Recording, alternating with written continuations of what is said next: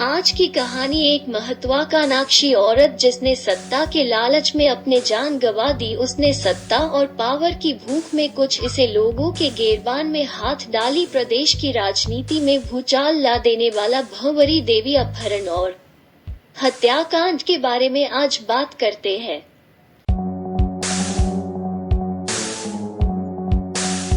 प्रदेश की राजनीति में भूचाल ला देने वाला भंवरी देवी अपहरण और हत्याकांड फिर सुर्खियों में है। इस मामले में हाईकोर्ट ने 1 दशक से जेल में बंद आरोपियों में शामिल भंवरी के पति अमरचंद व पूर्व मंत्री महिपाल मदेरणा समेत 7 लोगों को मंगलवार 24 अगस्त को जमानत दे दी थी। तत्कालीन विधायक मलखान सिंह और महिपाल मदेरणा समेत कुल 17 आरोपी इस प्रकरण में जेल में थे। अब तक मलखान की बहन इंदिरा विश्नोई को छोड़कर 16 आरोपियों को जमानत दी जा चुकी है। जोधपुर के जलीवाड़ा गांव के एक उपकेंद्र में सहायक नर्स के पद पर तैनात भंवरी देवी साधारण परिवार से थी, लेकिन राजस्थानी फिल्मों में नाम कमाने की महत्वाकांक्षा के चलते ड्यूटी छोड़कर शूटिंग पर चली जाती थी। ड्यूटी से गायब रहने पर उसे सस्पेंड कर दिया गया, लेकिन मलखान सिंह व मंत्री महिपाल मदेरणा की मदद से उसने निलंबन को रद्द करवा लिया। इसके बाद से तीनों के बीच नजदीकियां शुरू हो गईं। दोनों नेताओं से नजदीकियों के चलते भंवरी पर ग्लैमर से ज्यादा राजनीति का नशा चढ़ने लगा था। चुनाव लड़ने के लिए टिकट नहीं देने पर वो दोनों को धमकाने लगी थी। मुश्किलें बढ़ती देख मलखान सिंह और महिपाल मदेरणा ने उससे दूरी बना ली। इस बीच एक सीडी वायरल हुई, जिसने पूरे प्रदेश की राजनीति में भूचाल ला दिया। इसी सीडी के दम पर भंवरी 3 दिन में सरकार गिराने का दावा करती थी। इसी कारण मलखान व महिपाल से उसकी दुश्मनी बढ़ गई और फिर उसका अपहरण कर हत्या कर दी गई। भंवरी के साथ मदेरणा की सीडी सार्वजनिक हुई तो तत्कालीन मुख्यमंत्री अशोक गहलोत ने मदेरणा को मंत्रिमंडल से बर्खास्त कर दिया था। भंवरी देवी सितंबर 2011 में लापता हो गई थी। पति अमरचंद ने आरोप लगाया कि जल संसाधन मंत्री महिपाल मदेरणा के इशारे पर भंवरी का अपहरण किया गया है। हालांकि बाद में अमरचंद भी इस मामले में लिप्त पाया गया था। सीबीआई जांच में सामने आया कि बोरुंडा निवासी भंवरी देवी 1 सितंबर 2011 को दोपहर 1 बजे अपने घर से रवाना हुई। वो सोहनलाल विश्नोई से कार सौदे के पैसे लेने जा रही थी।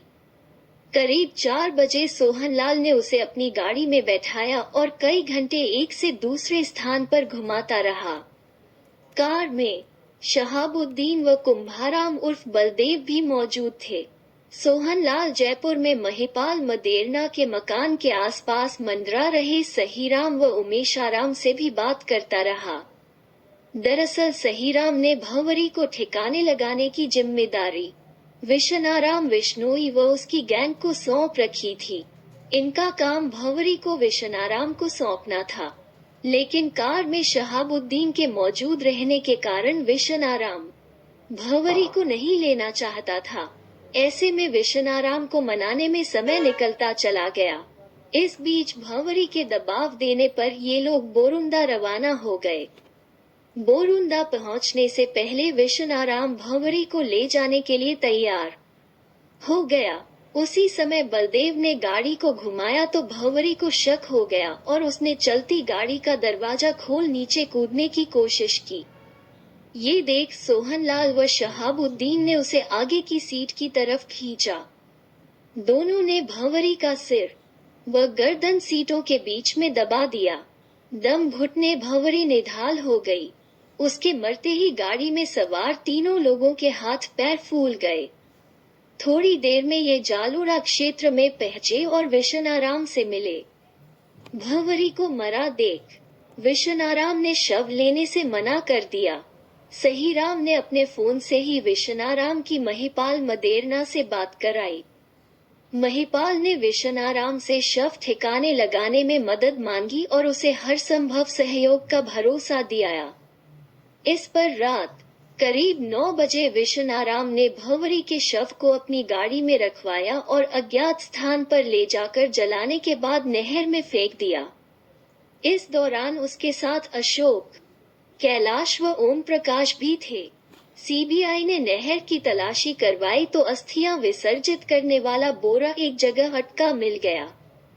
इसमें कुछ ही अस्थियां बची थीं। जांच के लिए सीबीआई ने भंवरी के बेटे व बेटी के डीएनए के साथ भंवरी की अस्थियों को अमेरिका में एफबीआई के पास भेजा। एफबीआई ने जांच के बाद पुष्टि कर दी कि ये अस्थियां भंवरी की ही हैं।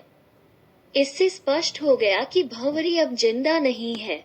सीबीआई ने कड़ी से कड़ी जोड़ते हुए जांच शुरू की तो कई नाम सामने आए, लेकिन चुनिंदा लोगों पर ही ध्यान केंद्रित किया।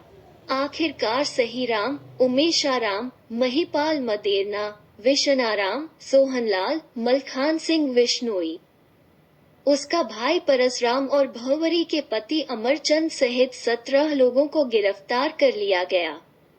सबसे अंत में इंदिरा बिश्नोई पुलिस के हत्थे चढ़ी।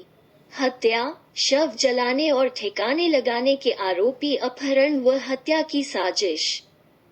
सीडी कांड के बाद महिपाल मदेरना, मलखान सिंह, परसराम बिश्नोई, इंदिरा बिश्नोई, भंवरी के पति अमरचंद, सोहनलाल, कुंभाराम, शहाबुद्दीन ने अपहरण व हत्या की साजिश रची। इसका मुख्य सूत्रधार सहीराम था। उमेशाराम ने सहीराम का सहयोग किया था। लाश ठिकाने लगाने के लिए विश्वनाराम, कैलाश जाखड़, अशोक, ओम प्रकाश ने मिलकर भंवरी के शव को जलाया और उसकी राख को नहर में बहा दिया था। पैसों का लेन देन, दिनेश और पुखराज की पैसों के लेन देन में भूमिका सामने आई। एक आरोपी रेशमाराम भी था, जो इंदिरा का सहयोगी था। उसे पूर्व में जमानत मिल चुकी थी। इंदिरा को छोड़कर सभी को जमानत मिल चुकी है। राजस्थान के बहुचर्चित भंवरी देवी अपहरण और हत्या के मामले में कांग्रेस के पूर्व विधायक मलखान सिंह बिश्नोई को राजस्थान हाई कोर्ट से जमानत मिल गई है। वहीं बाकी आरोपियों की जमानत याचिका पर 23 अगस्त के लिए टाल दी गई है। जस्टिस दिनेश मेहता की एकल पीठ ने मलखान सिंह बिश्नोई की जमानत याचिका मंगलवार को स्वीकार कर ली। इसके अलावा इस मामले के 17 आरोपियों में से 9 को जमानत दे दी गई है, जबकि मुख्य आरोपी पूर्व मंत्री महिपाल मदेरना स्वास्थ्य आधार पर अंतरिम जमानत पर बाहर हैं। सुप्रीम कोर्ट ने मामले के एक अन्य आरोपी परसराम बिश्नोई को बीते महीने इस आधार पर जमानत दे दी थी कि इस मामले को करीब 10 साल हो गए हैं और मुकदमा के पूरा होने के करीब नहीं था। शीर्ष अदालत के आदेश का हवाला देते हुए मलखान बिश्नोई के वकील ने तर्क दिया कि मामले की सुनवाई में लंबा समय लगा है और आरोपी पहले ही इतने साल न्यायिक हिरासत में काट चुका है। मदेरना की जमानत याचिका भी हाई कोर्ट में लंबित है। इस पर कुछ अन्य आरोपियों के साथ 23 अगस्त को सुनवाई होगी। जोधपुर के जलीवाड़ा गांव के उपकेंद्र में सहायक नर्स के पद पर तैनात भंवरी देवी सितंबर 2011 में लापता हो गई थी। भंवरी के पति अमरचंद आरोप लगाया था कि मदेरना के इशारे पर भंवरी का अपहरण किया गया था, जो कि उस दौरान में कांग्रेस सरकार में राज्य के जल संसाधन मंत्री थे। भंवरी देवी के साथ जब मदेरना की सीडी सार्वजनिक हुई तब मदेरना को मुख्यमंत्री अशोक गहलोत ने बर्खास्त कर दिया था। इसके बाद 2 दिसंबर 2012 को उन्हें सीबीआई ने गिरफ्तार किया था। हालांकि बाद में अमरचंद भी इस प्रकरण में शामिल पाए गए थे। सुप्रीम कोर्ट ने मंगलवार को कहा है कि लोगों की व्यक्तिगत स्वतंत्रता का मूल्य होता है और उन्हें सिर्फ इसलिए अनिश्चित काल के लिए सलाखों के पीछे नहीं रखा जा सकता है क्योंकि सीबीआई अपने ट्रायल को समय पर पूरा नहीं कर सका। देरी के बावजूद सीबीआई द्वारा आरोपियों की जमानत याचिका का विरोध करने पर सुप्रीम कोर्ट ने जांच एजेंसी को जमकर फटकार लगाई। मामला हत्या का था और इसमें राजस्थान के कांग्रेसी नेता कथित तौर पर शामिल हैं।